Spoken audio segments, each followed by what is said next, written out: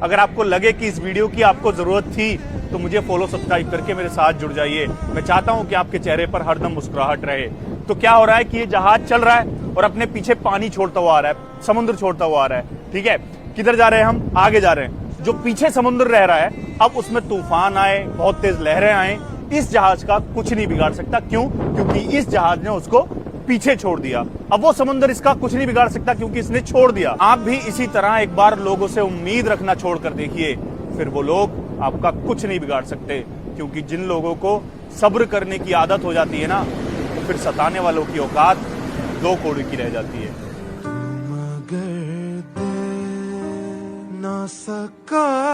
پیارے نبی نے فرمایا کہ رشتے توڑنے والا, بہت پیاری حدیث ہے اور بہت ضروری بھی ہے. وہ لوگ جو رشتے توڑ دیتے ہیں نا بات بات پر, اس سے بولے گا میں نہیں بولوں گا, اس کے گھر جائے گا, اس کو بلائے گا تو مجھ سے واسطہ مت رکھنا, جھوٹ بول کر بھائیوں کے بیچ میں درار کروا دیتے ہیں. رشتے توڑنے والا, پیارے نبی صلی اللہ تعالی علیہ وسلم نے فرمایا کہ رشتے توڑنے والے جنت میں نہیں جائیں گے, رشتے جوڑنے والے جنت میں جائیں گے. تو پھر توبہ کرو اور کوشش کرو کہ کوئی چھوٹا یا بڑا کیسا ہی بھی رشتہ تمہاری وجہ سے نہ ٹوٹے. حضور کو ڈرانا نہیں چاہتا, لیکن یہ ایک بہت بڑی حقیقت ہے. جن انسانوں کو ہم جانتے ہیں ان کے اندر بھی ایک انسان ہوتا ہے جس کو ہم نہیں جانتے. تو کسی کو ایک آدمی نے نا اپنی پہلی بیوی کو چھوڑ دیا. بہت پیاری اور سچی کہانی ہے. اس نے اپنی پہلی بیوی کو چھوڑ کر دوسری شادی کر لی. اس کا ایک بیٹا تھا جو اس کے پاس ہی رہ گیا. اب ایک دن نا وہ اپنے بیٹے سے پوچھ رہا ہے کہ بتاؤ تمہاری پہلی والی ماں جو تھی وہ اچھی تھی کہ ابھی جو ماں تمہارے پاس ہے وہ اچھی ہے؟ تب اس بیٹے نے جواب دیا نا, وہ سیدھا دل پہ لگ جائے گا.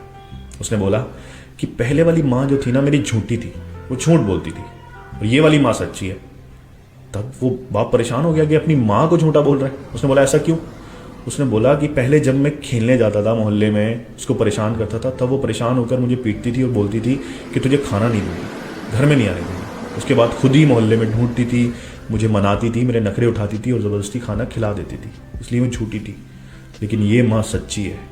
اگر میں اس کو پریشان کرتا ہوں یا گھر سے باہر جاتا ہوں تو یہ کہتی ہے کہ کھانا نہیں دوں گی, اور سچ میں کھانا نہیں دیتی. میرے نبی نے پوچھا کہ بتاؤ اسلام کا سب سے مضبوط عمل کیا ہے. بہت بڑی بات آپ کو بتانے جا رہا ہوں, سب لوگوں تک پہنچا دینا. اس بات کو پتہ چلنا چاہیے کہ اسلام ہے کیا. میرے نبی صلی اللہ تعالی علیہ وسلم نے پوچھا کہ بتاؤ اسلام کا سب سے مضبوط عمل کیا ہے. تب جواب ملا نماز. نبی نے کہا نہیں. روزہ. نبی نے کہا نہیں. تو پھر حج, زکوٰۃ. نبی نے کہا نہیں. اسلام کا سب سے مضبوط عمل ہے محبت.